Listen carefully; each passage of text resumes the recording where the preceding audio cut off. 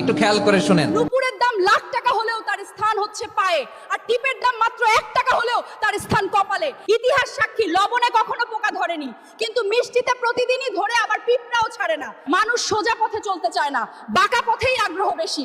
তাই তো মদ বিক্রেতাকে কোথাও যেতে হয় না, কিন্তু দুধওয়ালাকে বাজারে দাঁড়ে দাঁড়ে ঘুরতে হয়। আমরা সর্বদা দুধ বিক্রেতাকে বলে থাকি, দুধে জল মিশাননি তো? আর মানুষ মদে জল মিশে খায়। আজ পর্যন্ত মানুষকে এতটুকুই চিনলাম।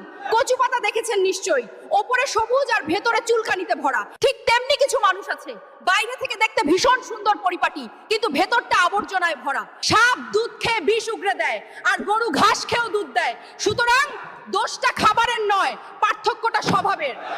নিজের যোগ্যতা নিয়ে কখনো অহংকার করবেন না।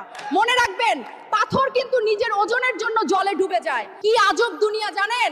যার চোখে ঘুম আসে তার কাছে ভালো বিছানা নেই, আর যার কাছে ভালো বিছানা আছে তার চোখে ঘুম